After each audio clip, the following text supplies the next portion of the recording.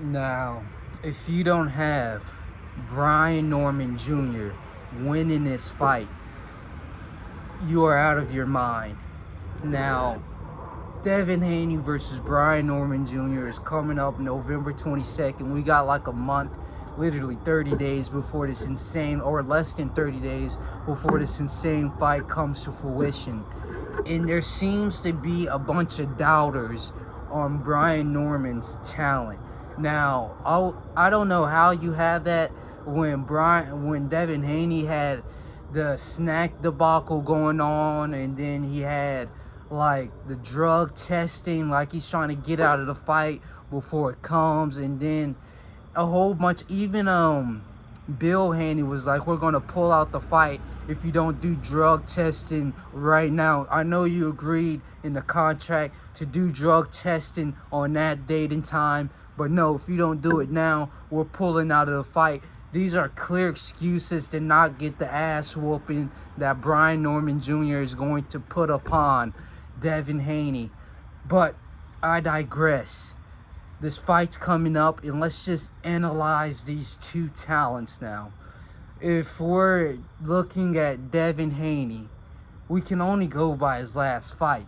And his last fight was probably worse than the Ryan Garcia fight. What am I saying? Probably. It is worse. In the Ryan Garcia fight, he showed heart. He showed that he had that fire in his soul to be the greatest. He got up after every knockdown, never getting knocked out. That was like the Devin Haney that was undisputed at 135, that dominated everybody he ever went against. Despite losing, he still showed that he had that spirit in him, compared to when he goes against I kind of forgot the dude's name, but it doesn't matter. He goes against a Hispanic fighter.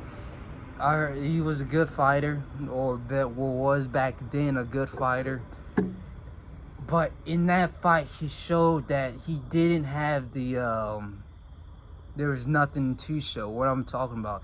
They did a whole TikTok clip of him just running in circles, and it was bad timing because Shakur Stevenson also had that bad little fight where now they're talking about Tom and Jerry.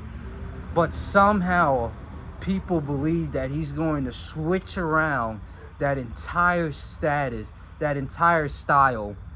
with a stronger, larger, bigger, more talented fighter in his next fight. I don't know how people come to that conclusion, but if we're looking at his fight with I'm trying to remember the dude's name, I just came, but I remember what he looks like. I don't see how it doesn't go the exact same way or worse. Brian Norman Jr., he's a more pressure fighter. He doesn't give a fuck. He's an old school haggler fighter. He's going to come at you no matter what. And people are talking about Devin Haney. He can move around. He's going to run circles around Brian Norman Jr. They're right. They're completely right, 100%. That's all he can do is run circles around Brian Norman. There's nothing else he couldn't do beyond that. So I don't see how I know I'm taking like the worst, like playing the devil's advocate here, but he's going to get knocked out in this fight. It's like it's the only reality of this fight. I don't see it any other way, any shape, way, or form. He's going to get knocked out. What's going to happen is Devin Haney's going to go out there. Brian Norman is going to test him by launching a couple punches, seeing how he reacts to him. He's going to notice that Devin Haney is choosing to take the defensive approach, because even before the fight, his last fight, he was like, he's a stand on the back foot fighter, not southpaw, but the Philly shell type shit, that Floyd Mayweather style. He's going to take the defensive approach and back out of the conflict, and then it's going to become a pattern throughout the fight where he's constantly backing up, and then he might get confident. Bill Haney might tell him that you need to win a couple rounds, and then he's going to try to engage with Brian Norman.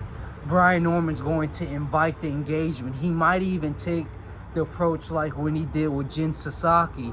Let him throw a few punches, get comfortable, build that confidence up. And then he's going to do that bow and arrow hook, Devin Haney. He's going to do that bow and arrow hook. And Brian Norman's going to come with that knockout. Brutal knockout. Everybody, the crowd goes wild.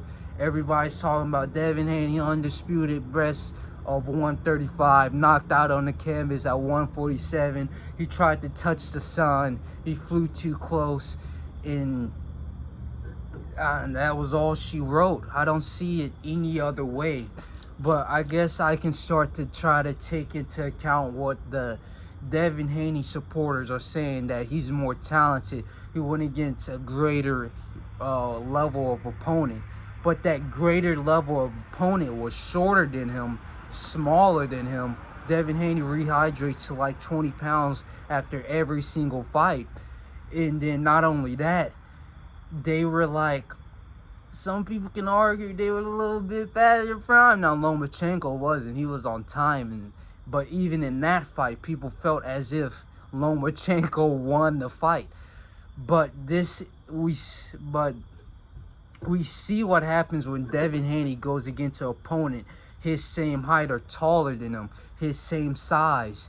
He gets brutally destroyed. Now in the Ramirez fight, now that I got the name right, in the Ramirez fight, it wasn't too bad. He showed that he could never get hit and never touch his opponent. He showed that nothing's gonna happen if he doesn't want any action to happen. But the ring is gonna be smaller. This is Turki Al-Sheikh. He doesn't want that same result happening. He's not gonna have it. He put in a lot of money into this. I think they're down. They got to be down like $100 million now. He needs to see something from this loss of investment. So, smaller ring, bigger opponent, more aggressive opponent, stronger opponent. You can't say Devin Haney's faster. Devin Haney's going to be packing on more weight, or I guess like whatever Crawford said about he's not losing more weight, but he's just he's cutting less weight, and it's going to be better for him or some shit. But I don't see it any other way. Maybe you could give me some information that I haven't seen on Devin Haney. Brian Norman Jr., people are trying to discredit his skills. I guess we can go into that. But discrediting his skills doesn't really do much for this conversation. He's still the larger fighter. You can't say he doesn't have the speed. He's still the faster fighter. Devin Haney's going up to his weight class, fighting for his belts. So to say anything about resume or skill and talent, I don't even believe Brian Norman Jr. needs to have the same level of talent as Devin Haney to get this fight done. So he's just a larger guy, the natural welterweight. So we'll see what comes out of this fight. But I actually can't wait. November 22nd, 4 back-to-back headliners, world title fights, and we'll see what comes from this fight.